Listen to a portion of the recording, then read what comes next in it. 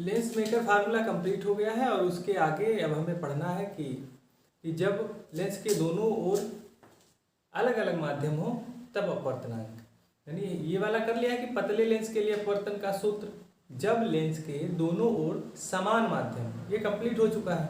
अब इसके आगे हमें पढ़ना है कि जब लेंस के दोनों ओर माध्यम अलग अलग हो।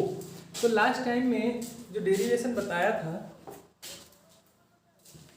कि अपवर्तन का सूत्र जब लेंस के दोनों ओर माध्यम समान है, तो ये आया था 1/f(n-1) 1/r1 - 1/r2।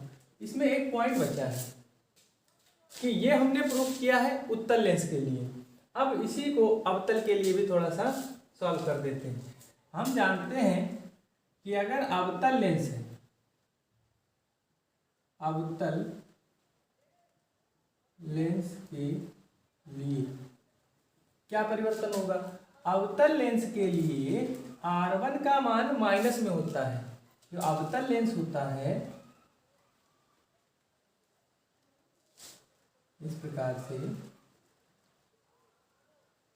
इधर R1 होता है तो ये माइनस में होता है, तो इस सूत्र में थोड़ा सा परिवर्तन हो जाएगा। 1/f = n-1 1/r1 की वैल्यू माइनस साइन के साथ, -r1 - 1/r2।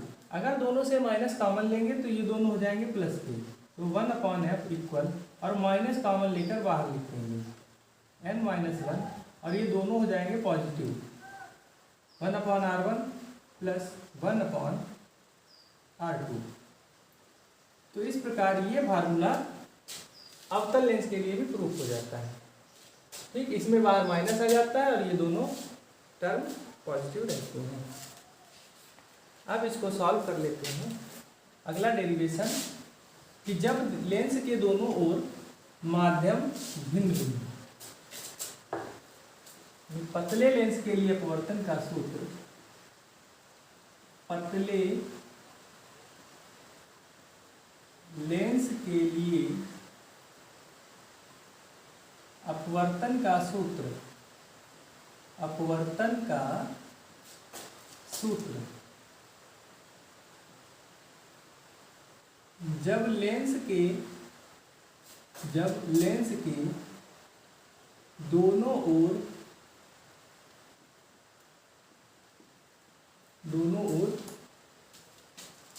माध्यम अलग अलग हो।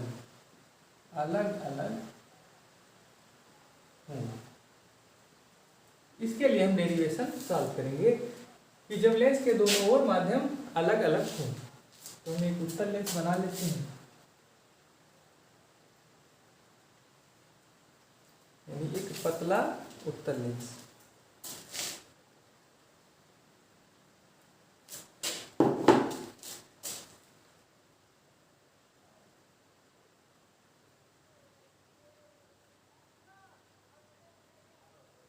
और ये उसकी मुख्य अक्ष हो गई, तो इसके मुख्य अक्ष पर एक हम वस्तु रख देंगे O। ये वस्तु रखी, ये हमने वस्तु रख दी है। अब यहाँ पर हम इस तरफ का माध्यम मान लेते हैं, इसका अपवर्तनांक n1, लेंस का अपवर्तनांक n, और इधर का n2 मान लेते हैं। क्योंकि लेंस के दोनों ओर माध्यम हमें अलग अलग लेना है। जब माध्यम अलग अलग हो जाएंगे तो उनके अपवर्तनांक भी अलग अलग होंगे। इसका n1 मान लिया और लेंस के जो इधर माध्यम है उसका अपवर्तनांक n2 मान लिया, और लेंस के पदार्थ का n। तो वस्तु से प्रकाश की किरण चलेगी और लेंस पर आपतित होगी। तो अपवर्तन के बाद कुछ इस तरह से निकल जाएगी।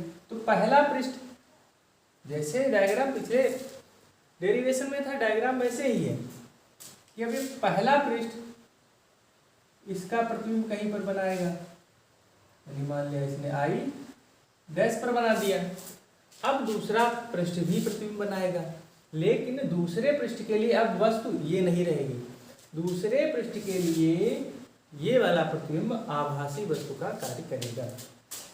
यानी ये प्रतिबिंब इसका प्रतिबिंब बनाएगा, सॉरी ये वाला पृष्ठ इस प्रतिबिंब का प्रतिबिंब बनाएगा और ये अपने हिसाब से किरणों को मोड़ लेगा और ये आई पर जाकर के प्रतिबिंब बना देगा। इस प्रकार अंतिम प्रतिबिंब बन रहा है आई पर, यानी इस वस्तु का अंतिम प्रतिबिंब आई पर बन रहा है। तो पहले पृष्ठ से हम वस्तु की दूरी u ले लेते हैं, लेंस की मोटाई मान लेते हैं t, स्मॉल t। क्योंकि पतला लेंस है तो आगे जाके हमें इसे नेग्लेक्ट करना होगा। लेंस की मोटाई हमने ले ली है t, और दूसरे पृष्ठ से जो प्रतिबिंब बना है इसकी दूरी v। तो पहले पृष्ठ से प्रतिबिंब की दूरी हमने v डैश ले ली, क्योंकि पहले पृष्ठ ने इस पृष्ठ ने प्रतिबिंब आई डैश पर बनाया है, तो आई डैश की दूरी हमने v डैश ले ली है।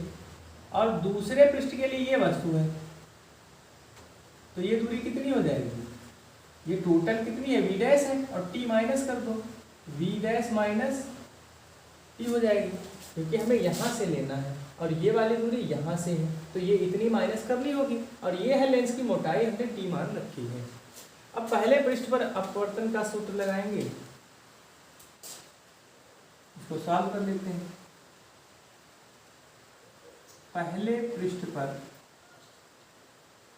पर अपवर्तन के सूत्र से,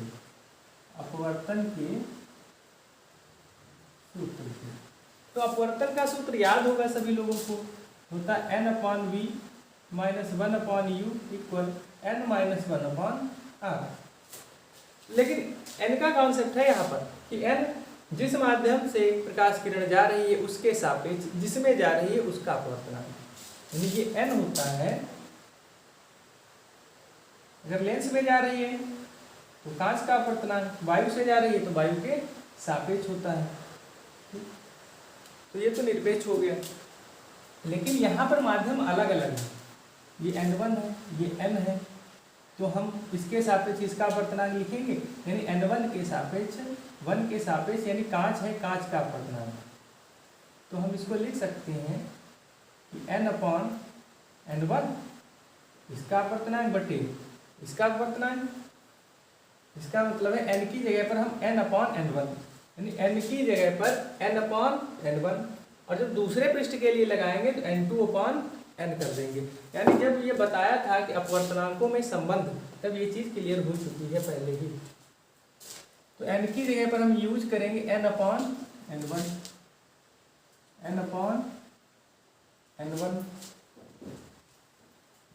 डायरेक्ट लिख देते हैं n/n1,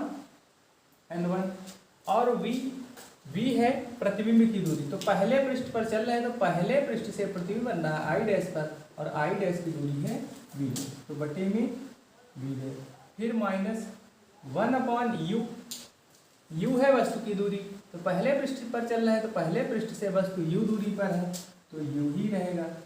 इसी प्रकार फिर यहाँ पर भी n है और n की वैल्यू यूज कर रहे हैं n/n1, n की वैल्यू हम यूज कर रहे हैं n/n1 माइनस 1 फिर r, तो पहले पृष्ठ की वक्रता त्रिज्या हम लेंगे r1। अब इसको हल कर लेंगे, ये हमें मिल गया ये n/n1 v dash minus 1/u equal, इसको जब सॉल्व करेंगे तो n माइनस n1/n1 r1, इसको लिख देंगे समीकरण। एक मिनट, इसमें अपॉन में n1 आया है, इसको हम कैंसिल कर लेते हैं। कैसे कैंसिल होगा, n1 से दोनों पक्षों में गुणा कर लेते हैं, n1 से दोनों पक्षों में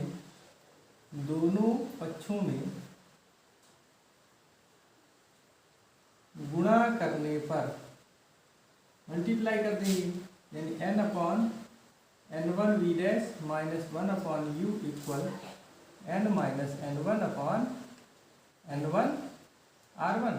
n1 से मल्टीप्लाई, n1 से दोनों पक्षों में मल्टीप्लाई हो गई, तो ये n1 से ये n1 कैंसिल, इससे ये कैंसिल, तो ये बचेगा n/v डैश माइनस n1/u और ये n minus n one upon R1। इसको लिख देंगे समीकरण 1। इतना क्लियर। अब चलते हैं दूसरे पृष्ठ पर, यानी पहले पृष्ठ की बात हो गई, ये प्रथम पृष्ठ था।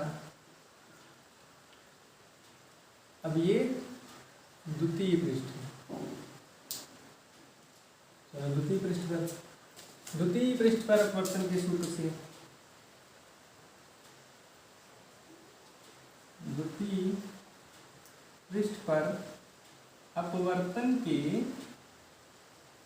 सूत्र से लगा लेते हैं अपवर्तन का सूत्र n। अब दूसरे पृष्ठ के लिए प्रकाश किरण n से n2 में जा रही है, तो n2 upon n, n2 upon n। फिर v प्रतिबिंब की दूरी, तो दूसरे पृष्ठ का प्रतिबिंब I पर है और इसकी दूरी है v, v minus 1 upon u, u वस्तु की दूरी, दूसरे पृष्ठ के लिए वस्तु I डैश पर है, तो I डैश की दूरी है v dash minus t, v dash minus t equal, फिर n माइनस 1, तो n की जगह n2 upon n, n2 upon n minus 1 upon द्वितीय पृष्ठ की वक्रता त्रिज्या R2 यूज कर लेंगे। अब इसको सॉल्व कर लेते हैं। n2 upon nv minus 1 upon v dash minus t equal, इसको सॉल्व करेंगे क्रॉस मल्टीप्लाई, तो n2 minus n, n2 minus n upon n R2, तो इसके बटे में आ गया है n। इसको कैंसिल कर लेते हैं। कैसे कैंसिल होगा? n से ऊपर हम मल्टीप्लाई कर देंगे, n से दोनों पक्षों में गुणा करने पर तो ये n2 upon nv minus 1 upon v dash minus t equal n2 minus n upon n R2, और इन सभी में n से मल्टीप्लाई कर देंगे, तो ये इससे कैंसिल, ये इससे कैंसिल, तो यहाँ पर बच गया। और इस t को भी छोड़ देंगे क्योंकि b डैश बहुत बड़ा है t की तुलना में। t लेंस की मोटाई है और लेंस कैसा है? पतला लेंस है। पतले लेंस के लिए तो जो लेंस बहुत पतला है तो b डैश t से बहुत बड़ा होगा, तो t को छोड़ देंगे, तो ये बचेगा n2 upon v minus n upon v dash, t को छोड़ दिया, और इधर n2 minus n upon R2, इसको लिख देंगे समीकरण 2। तो अब हम समीकरण 1 और समीकरण 2 को जोड़ लेंगे। हम कर देंगे समीकरण 1 प्लस समीकरण 2, समीकरण 1 प्लस समीकरण 2। समीकरण 1 में लेफ्ट हैंड साइड है n upon v dash minus n1 upon u, n upon v dash minus n1 upon u, n1 upon u, और इसी प्रकार इसकी लेफ्ट हैंड साइड जोड़ देंगे, n2 upon v minus n upon v dash, इसको जोड़ दिया। अब इनके राइट हैंड साइड में जोड़ लेते हैं। इसकी राइट हैंड साइड आई है n minus n1 upon R1, n minus n1 upon R1 plus n2 minus n, n2 minus n upon R2, ये इधर का आ रहा है इसमें।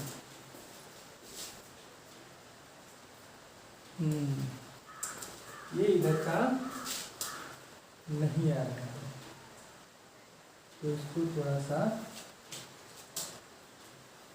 और बढ़ा लेते हैं। ये minus n upon v dash equal, ये n minus n1 upon R1 plus n2 minus n upon R2, अब आ रहा होगा। अब ये इधर का आ रहा है, तो n upon v dash plus, और ये माइनस का कैंसिल हो जाएगा, तो ये बचेगा n2 upon v minus n1 upon u equal, यहाँ पर बचेगा n-n1/r1 और प्लस n2-n/r2। तो ये फार्मूला हो गया पतले लेंस के अपवर्तन का, जब लेंस के दोनों ओर माध्यम अलग अलग हैं, और जब समान माध्यम है तो पहले ही हो चुका है। ठीक, तो इस प्रकार ये कंप्लीट हो गया। अब इसके आगे इसमें ये है